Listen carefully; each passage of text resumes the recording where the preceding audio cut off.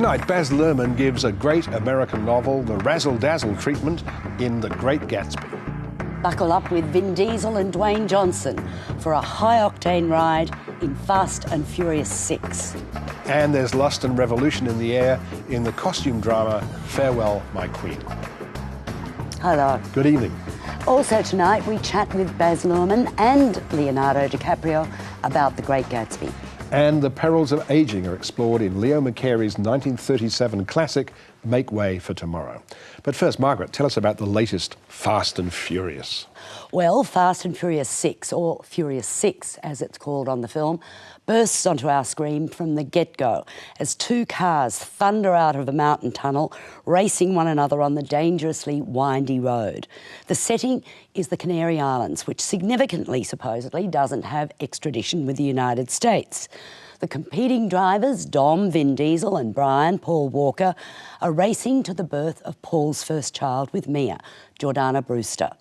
But domestic bliss doesn't last long because who should come along calling but US Federal Agent Hobbs, Dwayne Johnson, who shows Dom a photo of Letty, Michelle Rodriguez, who apparently is not as dead as she appeared in an earlier film. Hobbs wants Dom and his team to hunt down bad guy Owen Shaw, Luke Evans, who is one step away from getting hold of the final component to a weapon that will threaten the world. Hey, don't touch that. That's nothing to play with, man. What's the problem? That's high-tensile titanium cable. What does that mean? That's what they use to anchor buildings and hold up bridges. Stuff you know nothing about. See, now their version, it works cool. But mine, masterpiece. See, I reversed the gears, torqued the motor, and added this tank to the back. That makes it even sweeter. It does. That, man. It's not dummy-proof. Man, I've been known to handle big guns. Relax. You've been known to handle that big-ass head. Hey, Dom, I did some checking, asked around. Got the location of a street race tonight.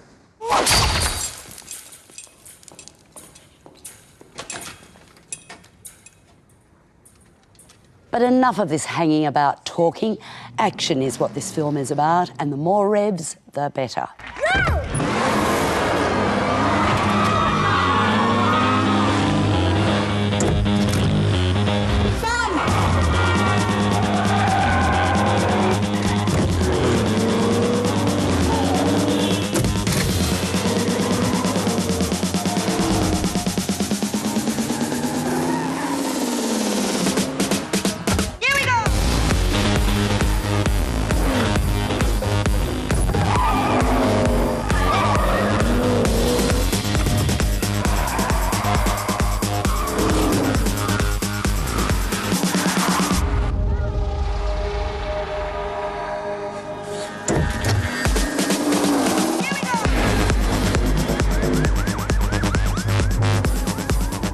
Like old times. Strangely, I do enjoy this franchise. It's a no-brainer. The plot is ridiculous. The dialogue is not going to get any literary awards, but the creation of the action sequences is truly imaginative. They're outrageously over the top. Vin Diesel remains the same stoic character. Paul Walker is most probably not going to get too many Oscar nominations, but after all this practice, he seems comfortable in the role of Brian. And there's humour in the banter between two team members, Roman, Tyrese Gibson, and T, Chris Ludacris Bridges. Dwayne Johnson has biceps. Director Justin Lin, with now 4 of the Fast and Furious films under his belt, knows how to keep the momentum up. David. They all have biceps, don't they, including the women, I think. Not like Dwayne. Really? He's not like that.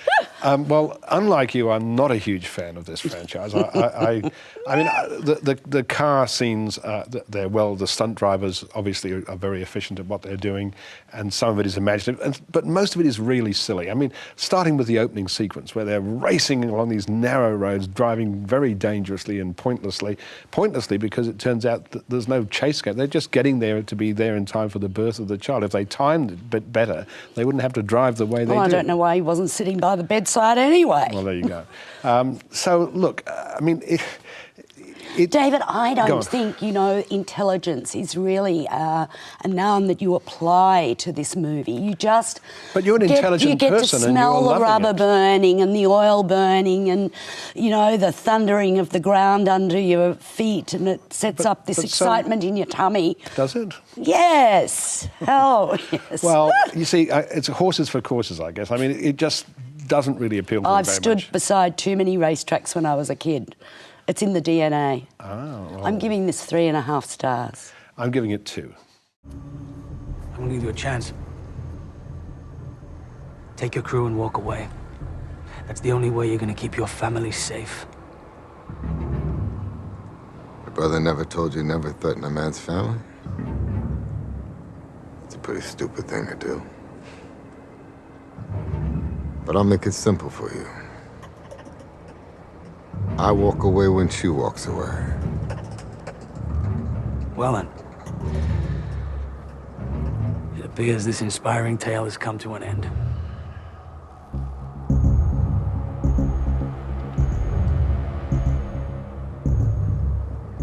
If that's the way it has to go. Fast and Furious 6 opens nationally this week. Many believe F. Scott Fitzgerald's The Great Gatsby, published in 1925, is the great American novel. But filming this story of a mysterious and mysteriously romantic millionaire who acquires a home across the water from the married woman he's loved for years has proved a tricky proposition. The version made in 1926 with Warner Baxter survives only in a trailer, which suggests the party scenes were the main focus. The 1949 version with Alan Ladd is interested in filling in Gatsby's background and features elements Fitzgerald only hinted at, while the 1974 version, faithful, beautiful, star-studded, and a bit dull, brought the career of the talented Jack Clayton to a halt. And now comes Baz Luhrmann's version, with Leonardo DiCaprio as Gatsby, Carey Mulligan as Daisy, Joel Edgerton as her faithless husband Tom, and Tobey Maguire as Nick, through whose observant eyes the story unfolds. Luhrmann's film has been and will be attacked for all sorts of reasons, but let's be positive about it. After all, Fitzgerald isn't Holy Writ any more than Shakespeare is, and this is Luhrmann's approach to the story. You wouldn't expect him to take the sort of sober approach Clayton did, because before all else, Luhrmann is a showman. He loves the razzle-dazzle, the excess. So this is a lavish Gatsby, an extreme Gatsby, a 3D Gatsby, and if you allow yourself, it's an entertaining Gatsby with some terrific performances, wonderfully elaborate scenes, and a love of cinema evident in every frame. A love of big cinema, DeMille cinema, because though I think Luhrmann captures the essence of the story, his approach, as we always knew it would be, is on a very grand scale. Margaret. Yes, he is. He's an operatic director, Yeah. a theatrical director operating... It's almost a musical, actually. Well, yes, operating in a film medium. And, you see, I think this suits material that comes from a theatrical background. Like Romeo and Juliet is a fantastic film. Strictly Ballroom was an adaptation from stage. I'm not sure that his approach suits the delicacy, elusiveness of Fitzgerald's novel, which I have to admit I loved and is very precious to me. So, Great Gatsby was adapted for the stage at the very beginning. George Cukor directed the original Broadway production. I don't care. I think everybody's got to be very careful with this material. And it is very delicate. It is very elusive. But why not give it this? Well, you can, but in fact, what's beautiful about it is, the prose, and also this sense of yearning that permeates the novel. And that really only comes in, hinted at in the second half of the film. I do think that Leonardo DiCaprio is wonderful as Gatsby. He's the only thing that gives this film heart. Oh, I think Joel Edgerton's very good. I think Joel is excellent in it. I think Tobey Maguire is a truly boring actor, and his voice, which is used so much in voiceover in this film, is so inappropriate. I think I just hated that bit of casting. I think Nick is a rather boring character, or potentially a rather boring character. But it's his yearning too, that he wants... I think Tobey Maguire does that quite well. Well, We disagree. We disagree. Look, I think it's really hard to look at a film of a book that you've really taken to heart. I'm giving this 3 stars. I'm giving it 3.5. I want to ask. I had this epiphany with the novel, and I realised it was who we are now, where we are, and a great reflection. And I thought if we could unlock the inner voice of Nick Carraway, which Craig and I worked very hard to do, then there was a different cinematic interpretation to do. But the thing that really got me going, to be honest, was that when Fitzgerald, he set out to write the great American novel, and the critics were incredibly harsh on him, put modern techniques in his movies. And, 3D, I saw Dial M for Murder by Hitchcock. I saw actors in a room. I thought about that scene, and I just thought, would Fitzgerald turn away from modern technique? And I thought, no, I knew there'd be a lot of hand-wringing and eyeball rolling and stuff, but really, if Fitzgerald can be brave enough to do stuff that he got bagged for, right, but the piece endures, then I just thought, I got to go there, someone's got to stand up. America is told to read this novel, so I read it at 14 years old, and I connected with it in some aspect, but I didn't really understand how incredibly layered it was, and the beauty of great literature, and this is arguably the greatest American novel, is that it takes on a new meaning as you change and you mature, and this novel took on a whole new meaning for me as I became an adult. I really felt for this mysterious, enigmatic, quirky character named Jay Gatsby, who was trying to personify, blue blood aristocracy, but came from nothing. And he did it, out of sheer will, and did it for the love of a woman that was no longer really there, that was a mirage. Ah, lovely. That was Leonardo DiCaprio and director Baz Luhrmann talking about The Great Gatsby, which is currently screening all around the country.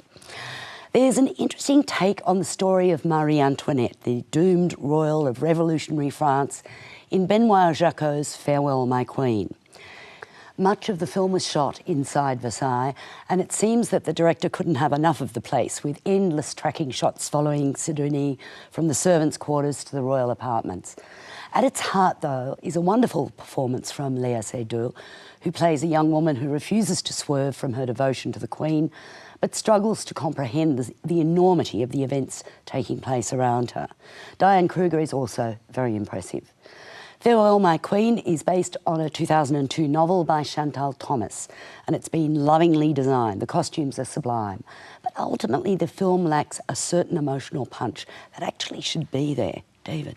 It's interesting that Benoit Jacquot reunites the 2 female leads from Inglourious Bastards, Diane Kruger and Léa Seydoux. It's also interesting that the film is seen entirely from Sidonie's point of view. She's in virtually every scene.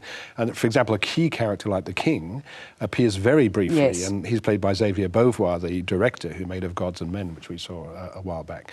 But I think ultimately my disappointment in the film was that there's not enough told to us about Sidonie and her background, because it really is her story. I agree with you, actually. Yeah. There's not enough invested in her character, No, actually. that's right. But on the other hand, the photography inside Versailles looks really magnificent, and the performances are good, and there's a certain amount of suspense in this story, which begins on the day the Bastille was stormed. Yeah. But didn't you get sick of I thought those tracking shots There's were a little bit much of that. Oh, please, just get there. Yeah. Cut. What are you giving it? 3.5. Me too. I'm giving it 3.5. Ne faites pas cette mauvaise tête. Il y a 2 jours à peine, vous m'avez dit que vous étiez prête à faire pour moi des longs voyages. Farewell, My Queen opens in limited national release this week. And now for the classic. The title, Make Way for Tomorrow, sounds like a rallying cry for an upbeat future, but it's the title of one of the most extraordinary films ever made under the Hollywood studio system. The year is 1937, and Leo McCarey, the director, was famous for comedy. He'd famously introduced those indelible reaction shots into the Laurel and Hardy silent comedies, thus adding humanity to the frantic pace of slapstick. He'd worked with all the great stars of comedy, the Marx Brothers in their best film Duck Soup, W.C. Fields in Six of a Kind, Mae West in Belle of the 90s, Harold Lloyd in The Milky Way. But Make Way for Tomorrow isn't like any of those comedies. McCary's father had just died when he read Josephine Lawrence's best-selling 1934 book, The Years Are So Long, and it became the basis for a film made without stars and without concessions to the box office. Lucy Beulah Bondi and Barclay Cooper, Victor Moore, have been married for 50 years. The bank is foreclosing on their house. Their grown children don't really want them, but grudgingly allow them to stay separately with them. Lucy isn't presented at first as a very sympathetic woman. She's a busybody and a meddler. And Beulah Bondi, who was only 48 at the time the film was made, is magnificent in the role. Make Way for Tomorrow is an intensely moving experience and was much admired by many of McCary's contemporaries, including John Ford and Jean Renoir. It was the inspiration for Japanese director Yasuhiro Ozu's masterpiece, Tokyo Story. It will come as no surprise to learn that in 1937 it was a box office disaster. But McCary's other film of that year, The Awful Truth, a definitive screwball comedy that cemented Cary Grant's stardom, instantly re-established the director as a box office force. And he went on to make hits like Going My Way and An Affair to Remember. Make Way for Tomorrow is arguably his finest film, and the closing scenes of the old couple spending time together in the city and reviving memories of their honeymoon 50 years earlier are nothing short of sublime. Margaret. David, it is so sad, this film. I mean, it's amazing. I believe the studio wanted him to change the ending and he refused. But it was obviously a film that he really loved because he got the Best Directing Oscar that year for The Awful Truth. And when they gave it to him, he said, "Thank you, but you've given it to me for the wrong film." He obviously was very proud of this one. I think he was, yeah. I love the comments that I've read about it. Orson Welles saying it would make a stone cry. And I felt... And you were not a stone. Strangely, you know, Errol Morris, the documentary filmmaker, says it's one of his most important films. He says it's the most depressing film ever made. that absolutely reassures you that the worst is always going to happen. And I sort of think it's true, but it's beautiful performances.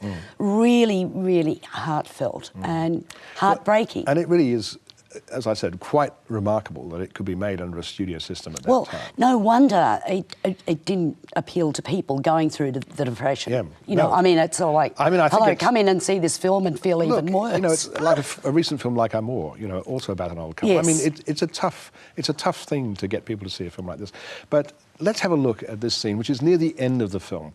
The old couple have one day together and revisit the places they went to on their honeymoon 50 years earlier. Oh, David, here come the tears again. Oh, dear. God. Yeah. Oh, It is thank a you for wonderful putting me through that. So that was Make Way for Tomorrow. And the Sydney Film Festival is celebrating its 60th anniversary this year. And tomorrow night, it opens with the world premiere of Ivan Sen's Mystery Road, starring Aaron Pedersen, Hugo Weaving, and Jack Thompson. There's a detective team coming down from the homicide branch. I think you better get out of town for a few days. The festival official competition will be screening a number of innovative features, including The Act of Killing, The Rocket, and Stories We Tell. It's only afterwards that it becomes anything like a story, when you're telling it to yourself or to someone else. Dad, can you just go back over that one line? I was being so real. Over the next 12 days, the festival will also be screening award-winning documentaries, such as Ken Loach's The Spirit of 45, Alex Gibney's We Steal Secrets, the story of WikiLeaks, and the Australian premiere of David Roach and Warwick Ross's Red Obsession. Right now, I think everyone has the wine fever.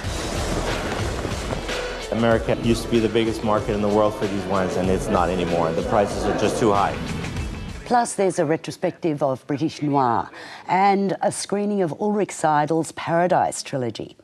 The festival closes on June 16th with the feel-good 20 Feet from Stardom. I felt like if I just gave my heart to what I was doing, I would automatically be a star. It got so bad, I started cleaning houses. I just looked up and said, okay, you're supposed to be singing. There's a whole world out there who wants to hear you sing.